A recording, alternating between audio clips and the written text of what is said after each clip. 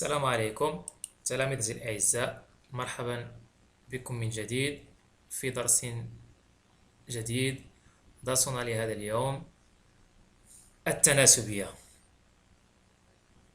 غادي نحاول نشوفوا شنو هي التناسبية وماذا يعني جدول التناسبية وعامل التناسب، بعد التمثيلات المبيانية لوضعيات التناسبية، ثم سوف نرى الرابع المتناسب، وبعدها سنرى السرعة المتوسطة. إذن على بركة الله.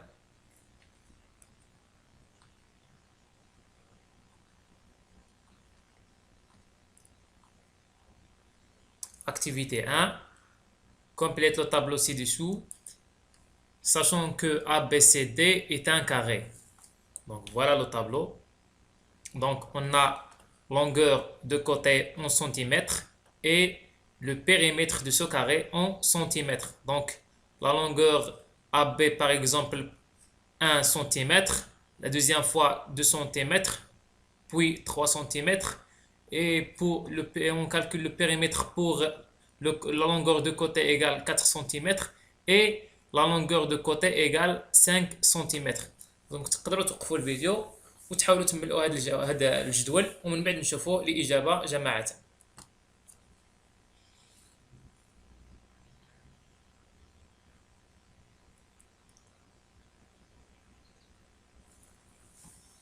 Très bien.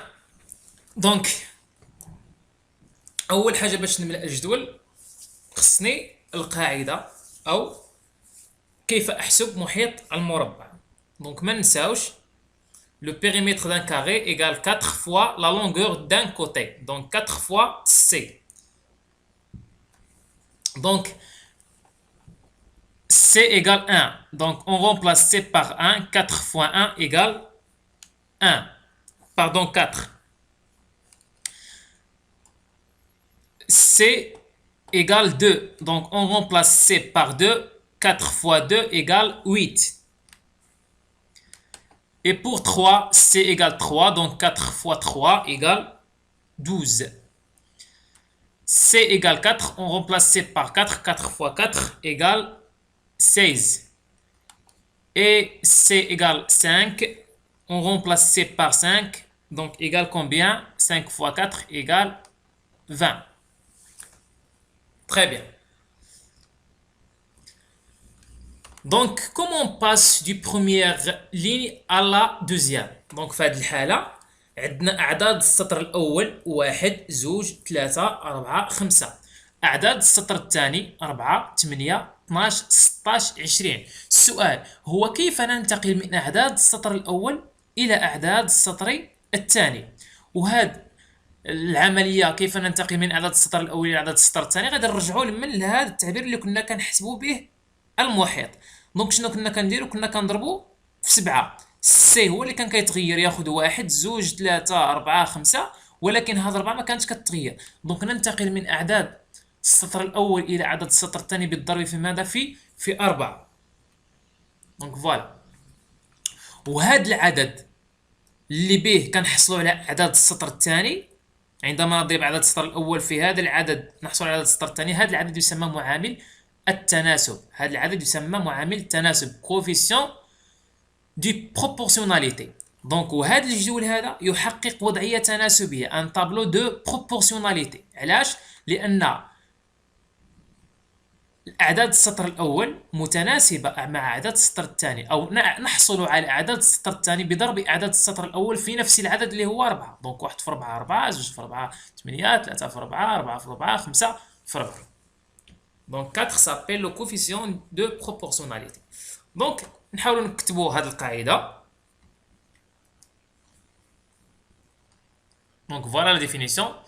Deux grandeurs x et y sont disproportionnelles lorsque pour passer de l'une à l'autre on multiplie par un même nombre k non nul appelé coefficient de proportionnalité. Deuxièmement, tableau de proportionnalité. Dans un tableau de proportionnalité, on passe de la première ligne à la deuxième en multipliant par le coefficient de proportionnalité K, et de la deuxième à la première en multipliant par 1 sur K. Donc بحال داك المثال اللي شفنا دابا في هذا المثال. دونك الا مشيت من عدد السطر الاول الى عدد السطر الثاني غنضرب في 4، والا بغيت العكس، والا بغيت نمشي من عدد السطر الثاني لعدد السطر الاول غنضرب فاش؟ غنضرب في 1 على 4، المقلوب نتاع العدد. يعني الا قلبنا العمليه غنقلبوا حتى العدد غيعطيني 1 على 4. نشوف واحد المثال ان اكزامبل. دونك فوالا، دونك عندنا la première ligne عندنا 7 4 5,4 et la deuxième 21 12 16,2. دونك هذا الجدول هذا واش يحقق وضعيه تناسبيه ولا لا يحقق وضعيه تناسبيه؟ بكل بساطه خصنا نشوفوا كيف ننتقل من عدد السطر الاول الى عدد السطر الثاني، او العكس صحيح، او كيف ننتقل من عدد السطر الثاني الى عدد السطر الاول. مثلا هنا عندي 21 وهنا 7، هذه اسهل. دونك ننتقل من عدد السطر، عفوا، من عدد السطر الاول الى عدد السطر الثاني. دونك هنا عندي 7 وهنا عندي 21. دونك شنو هو العدد مثلا اللي غنضرب في 7 يعطيني 21؟ دونك هذا العدد هو 3. نشوف هنايا، هل 3 في 4 كتساوي 12؟ نعم تساوي 12. هل 3 في 5.4 تساوي 16.2؟ نعم 16.2. وبالتالي ce tableau est un tableau de proportionnalité et le coefficient de proportionnalité égale 3. دونك نجيو ندير هذا الرمز هذا. وشنو قلنا؟ والعكس صحيح، ولا بغيت نمشي من عدد السطر الثاني لعدد السطر الاول يمكن، ولكن ماشي في نفس العدد، نضرب في مقلوب العدد اللي هو 1 على 3. وكنا قلنا باش نعرفوا هذا الجدول واش يحقق وضعيه تناسبيه ولا لا يحقق وضعيه تناسبيه، يكفي ان نقسم عدد احد السطر على عدد السطر الاخر. مثلا في هذه الحاله من الاحسن ندير 21 على 7 12 على 4 16.2 على 5.4. دونك الا وجدنا نفس العدد وضعيه تناسبيه، ما وجدناش نفس العدد لا يحقق وضعيه تناسبيه. دونك في هذه الحاله الا قسمنا 21 على 7 و12 على 4 و6.2 على 5 على 5.4، دونك غنوجدوا 3. دونك لو طابلو est un tableau de proportionnalité.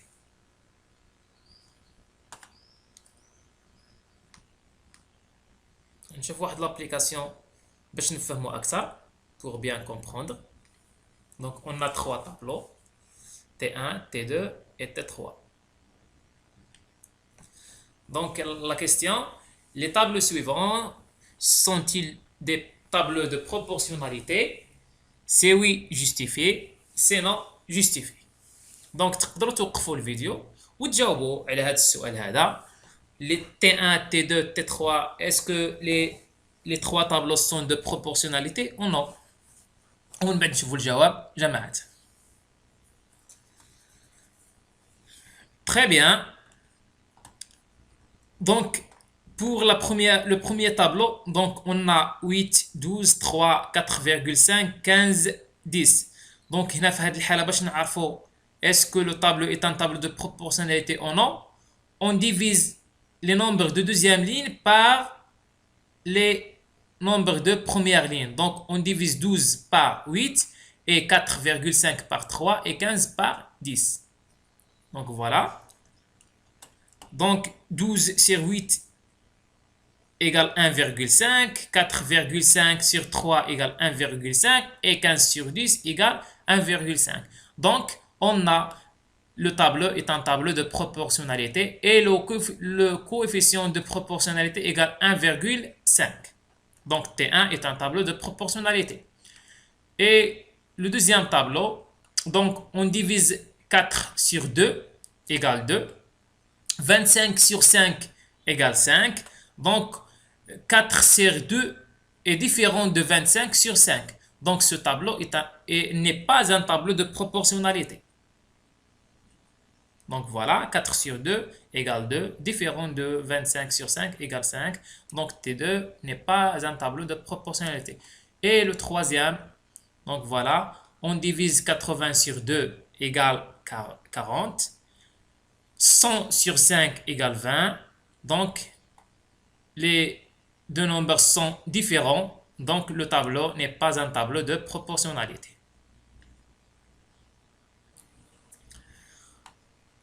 وإلا لاحظتوا هنايا وقفت درت 2 ديال العمليات ووقفت بلا ما كملت دوك 2 اللي بقاو. 4 على 2.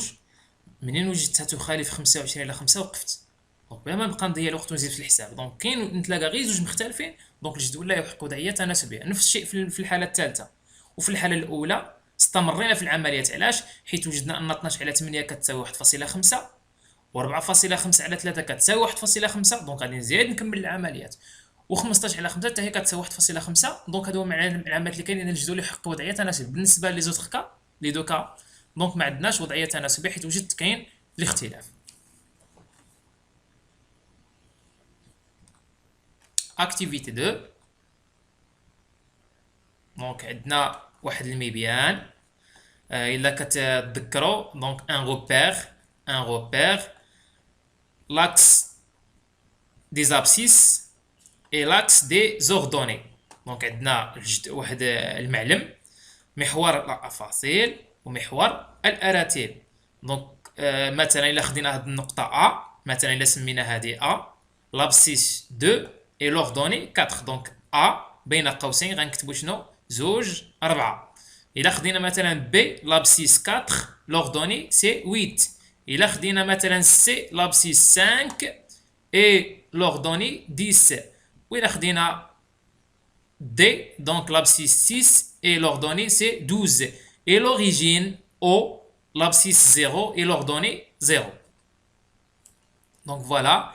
Utilise le graphique pour compléter le tableau ci-dessus. Ce tableau est un tableau de proportionnalité. Donc deuxième graphique. Le deuxième graphique représente une situation de proportionnalité.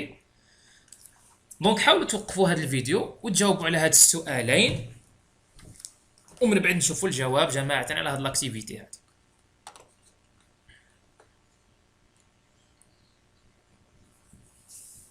داكوغ. دونك هنا عندنا واحد الجدول nombre de kilogrammes par exemple l'axe des abscisses nombre de kilogrammes et l'axe d'ordonnée c'est le prix en dirham.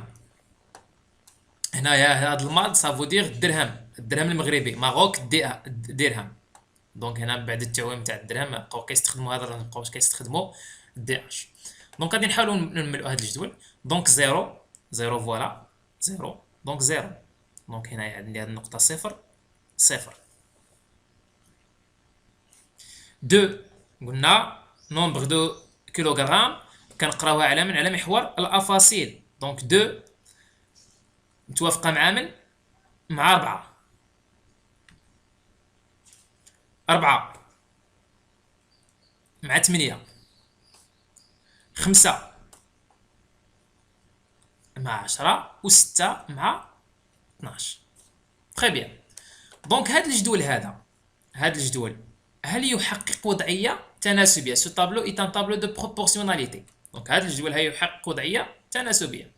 دونك 0 0 2 4 4 8 5 12 6 12. دونك كنلاحظوا اننا كننتقلوا من اعداد السطر الاول بالضرب في ماذا؟ في 2 باش نوجدوا اعداد السطر الاول. 0 في 2 0 2 في 2 4 4 في 2 8 5 في 2 10 6 في 2 12. Donc le coefficient de proportionnalité est 2. Et le tableau est un tableau de proportionnalité. Donc le graphique est un graphique de situation ou bien représente une situation de proportionnalité. Donc هاد المبيان كيعطينا واحد الحاله نتاع التناسب. هاد المبيان كيعطينا واحد الحاله نتاع التناسب. دونك درنا هاد المبيان ملينا هاد الجدول انطلاقا بالمبيان وجدنا ان الجدول يحقق وضعيه تناسبيه. منين جبنا هاد المعطيات اللي في من المبيان دونك غنستنتجوا بلي هاد المبيان يعطينا حاله تناسب. مزيان. نمشيو لهاد المبيان الثاني. دونك هاد المبيان الثاني واش يعطينا حاله او وضعيه تناسبيه. دونك اول حاجه كنلاحظوا ان لابسيس 0 لوردوني الارتوب ما كيساويش 0. دونك مثلا في هذه الحاله كان عندنا 0 0 مزيان. في هذه الحاله واش غيكون عندنا صفر صفر؟ ما غاديش يكون عندنا صفر صفر. واش كاين شي عدد نضربو في صفر نوجد مثلا اثنان؟ ما كاينش. دونك بكل بساطه هذا الجدول، هذا المبيان لا يحقق وضعيه تناسبيه. وحتى الا مشينا خدينا مثلا جدول وملأناه ما غاديش نلقاو معامل التناسب، حيت الاعداد ما متوافقاش. مثلا هنايا كاين صفر زوج، دونك واش كاين شي عدد نضربو في صفر نوجد اثنان؟ مزيان. هنايا مثلا غادي ناخذ مثلا هاد النقطه اثنان. اثنان شنو هو الاورتوب اللي موافق مع اثنان؟ دونك لابسيس 2 لوردوني environ de 4,5. دونك زوج 4,5 و4 7. دونك زوج 4,5 و4 7. دونك كنلاحظ انني زوج ضربناها في جوج عطاتنا 4. واش 4,5 في جوج كتعطينا 9؟ دونك يعني لا استمرينا نفس الشيء غادي نوجد نفس الاجابه، ان هذا المبيان لا يحقق وضعيه تناسبيه.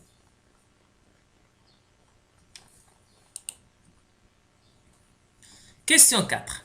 À ton avis, comment peut-on connaître graphiquement une situation de proportionnalité? Donc d'après هاد les deux graphiques هذا وهذا، وجدنا هذا يحقق وضعية تناسبية وهذا قلنا انه لا يحقق وضعية تناسبية. اذا فين كاين الاختلاف؟ علاش هذا كيحقق وضعية تناسبية وهذا ما كيحققش وضعية تناسبية؟ اذا بكل بساطة الا كتشوفوا هاد النقط او هاد المستقيم يمر من اصل المعلم، ولكن هذا المستقيم لا يمر من اصل المعلم.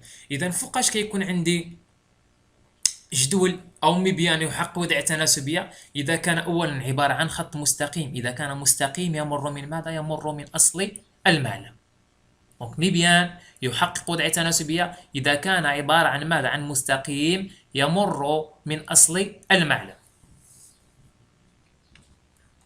Donc propriété. Donc une situation de proportionnalité est représentée graphiquement par une droite passant par l'origine du repère. Voilà un exemple. Donc voilà, le graphique est une droite passe par l'origine. Donc c'est une situation de proportionnalité car la courbe est une droite passant par l'origine.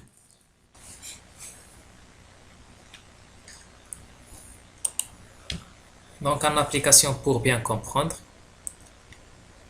donc on a trois graphiques, G1, graphique 1, G2, graphique 2 et G3, graphique 3. Donc on tourne la lettre des graphiques qui représentent une situation de proportionnalité.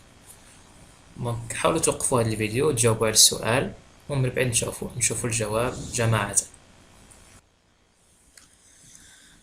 Très bien. Donc G2, c'est le graphique qui représente une situation de proportionnalité. Donc seulement le graphique G2. Car on a G1 une droite, mais il passe pas par l'origine. Et pour G3,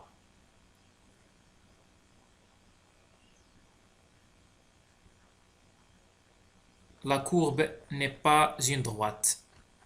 Il passe par l'origine, mais la courbe, c'est pas une droite. Donc voilà, donc G2 et représente une situation de proportionnalité.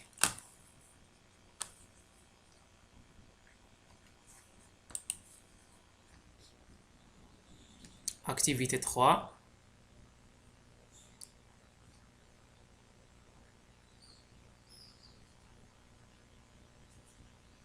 Voilà. Complétez le tableau ci-dessous, sachant que Ahmed acheté 2,5 kg de fraises et il paye 15 dirhams. Donc حاولوا توقفوا الفيديو وتجاوبوا على هذا السؤال ومن بعد نشوفوا الجواب جماعة.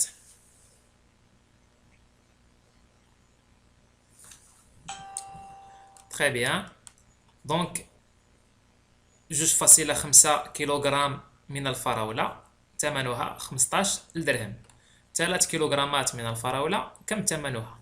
دونك في هذه الحالة غادي نستعين بواحد المجهول. دونك المجهول الثمن هنا عبارة عن مجهول، دونك غادي نسمي هذا المجهول إكس. مزيان.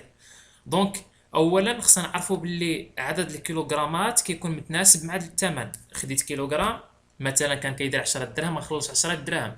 خديت 2 كيلوغرام غنخلص 20 درهم. خديت 3 30 درهم الى اخره. دونك اذا اولا خصنا نعرف باللي هذا الجدول لو طابلو اي ان طابلو دو بروبورسيوناليتي. دونك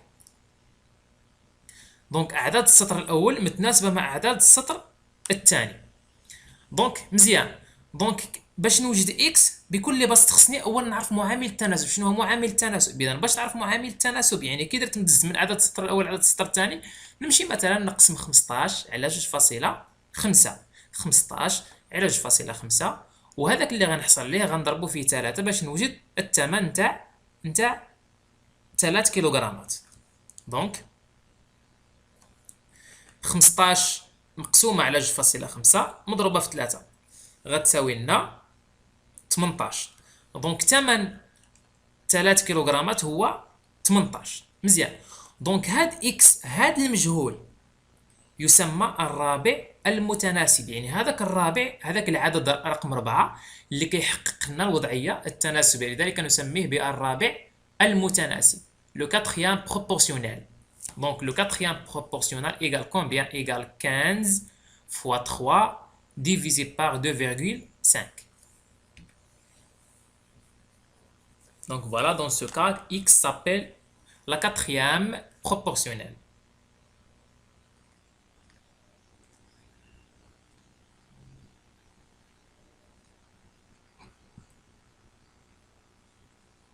Donc voilà.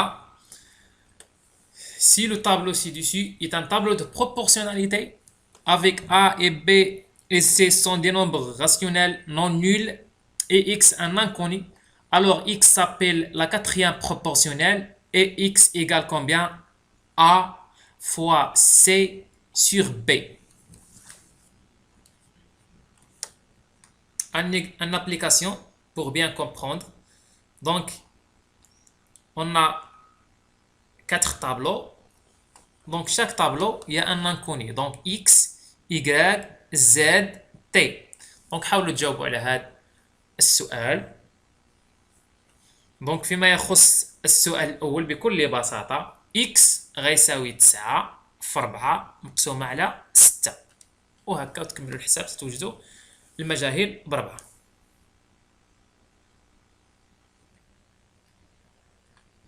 activité 4.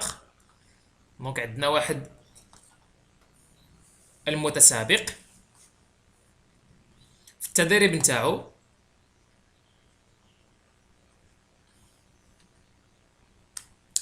اجتاز 6 كيلومتر في 10 نتاع الدقائق، 15 كيلومتر في 25 دقيقة، و36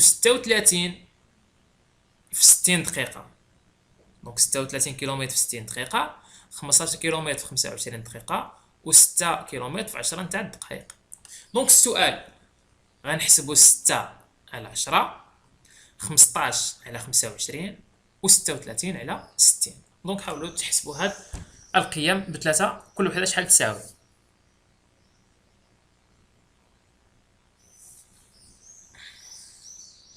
تري بيان. دونك 6 على 10 غنوجدوها غتساوي 0.6، و15 على 25 غنوجدوها تساوي كذاك 0.6، و36 على 60 كتساوي 0.6. وهاد الجدول تحقق وضعية تناسبية ومعامل التناسب هو 0.6. ولكن إلا كتلاحظوا هنايا كنقسموا ماذا؟ شنو كنقسموا؟ المسافة على المدة الزمنية. ومني كنهضروا على المسافة والمدة الزمنية في هذه الحالة كنكونوا نهضروا على من؟ على السرعة. دونك شنو كتساوي السرعة؟ كتساوي المسافة على المدة الزمنية. دونك إذا رمزنا للسرعة ب v ولا ديستونس المسافة ب d و الدوغي ب t، v غتساوي d على t. Vitesse moyenne. Définition. Le mouvement d'un mobile sera dit uniforme si la durée du parcours est proportionnel à la distance parcourue. Dans ce cas, le coefficient de proportionnalité est appelé vitesse moyenne du mobile.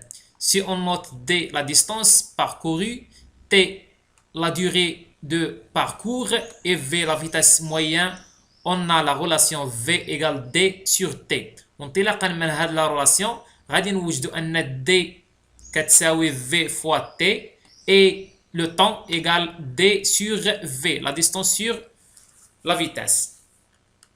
Donc le mouvement d'une mobile sera dit uniforme. Donc هنا كنقولوا الحركة منتظمة، الحركة منتظمة. Un exemple pour bien comprendre. Donc on a trois questions. Donc on a trois relations. 1, 2, 3 et trois questions. Donc في كل سؤال غادي نحاولوا نجاوبوا على يا إما السرعة المتوسطة ولا المسافة المقطوعة ولا الزمن المستغرق. دونك حاولوا توقفوا هنا وتجاوبوا على هذا المثال ومن بعد نشوفوا الجواب جماعة.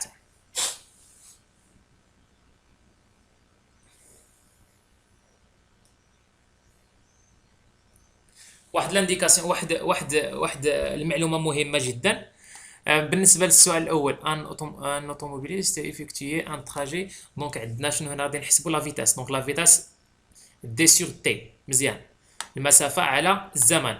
وحاولوا تلاحظوا واش عندنا الساعه، عفوا الكيلومتر على الساعه، الكيلومتر على الساعه. دونك يعني الوحده العالميه المتعارف عليها في السرعه هي المسافه على دونك كيلومتر على الساعه، كيلومتر باغ اور. هنا un automobiliste roule à la vitesse moyenne de مزيان pendant 3 heures sur. دونك هنا في السؤال الثاني عندنا واحد المشكل فينا هو في هاد 15 مينوت. دونك حيت هنا المقدارات اللي كنشوفوا او الوحدات اللي كنشوفوا ما كنشوفوش الدقيقه، كنشوفوا الساعه والكيلومتر فقط. دونك هنا اول حاجه غادي نمشي نحول هاد 15 مينوت لعدد السوايع، يعني 15 مينوت 15 دقيقه شحال فيها من ساعه. دونك عندنا واحد المشكل هنايا، نحولوا هاد المده للساعات فقط، ما خصنيش يبقاو لي مينوت. دونك هنا 50 80 كيلومتر في الساعه، مزيان. دونك المشكل كان غير في السؤال الثاني، 3 ساعات و15 مينوت شحال فيها من ساعه، وهذه كنستخدموها كنقولوا ربع. دونك الربع، دونك 3 والربع، الربع هو 0.25.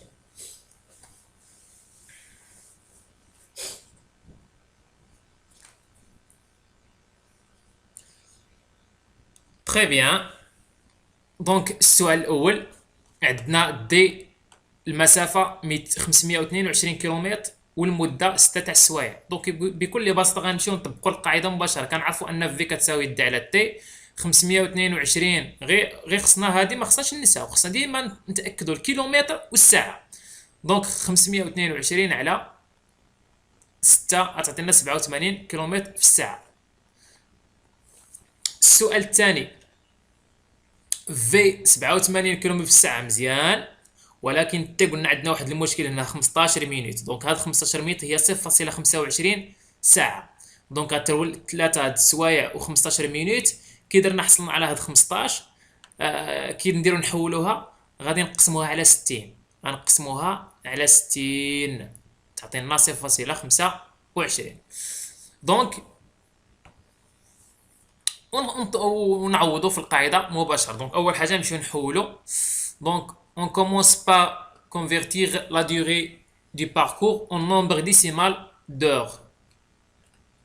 دونك تي كتساوي 3.3 السوايع و15 دقيقه، يعني 3.15 3 زائد 15 على 60 ساعه تساوي 3.25 ساعه. دونك نمشيو نعوضوا دابا. دونك دي شنو كتساوي؟ في فوا تي. دونك في 87 مضروبه في 3.25. دونك هنا الكيلومتر مقسوم على الساعه. دونك غادي نختزلوا الساعه مع الساعه غتعطينا الكيلومتر، تبقى لنا الكيلومتر، و87 في 3.25 تعطينا 208 كيلومتر. السؤال 3. دونك عندنا في 80 كيلومتر في الساعة والدي 272 كيلومتر. دونك مزيان الكيلومتر على الساعة والكيلومتر. دونك كنعرفوا ان تي كتساوي دي على في. دونك غنمشيو نقسمو 272 على 80 كتساوي 3.4 ساعة. دونك هذه غادي نمشيو نحولوها كذلك. دونك ديك فاصلة ديك العدد العشري نحولوه للدقائق. دونك باش نحولو للدقائق غنضربوه في 60. دونك 3.4 يعني هي 3 السوايع و60 مضروبة في 0.4 تاع الدقائق. دونك هي 3 السوايع و24 دقيقة. وشكرا على انتباهكم. إلى اللقاء في درس جديد. اللي ما فهمش شي حاجة يحاول يخلي واحد الكومنتير، وبطبيعة الحال وبكل سرور غادي نجاوبو. وما تنساوش دائما تشتركوا في القناة باش تعطينا واحد الطاقة إيجابية ونزيدو نستمروا في هذا العمل. وإلى اللقاء في حصة مقبلة أو في درس جديد. تحياتي لكم.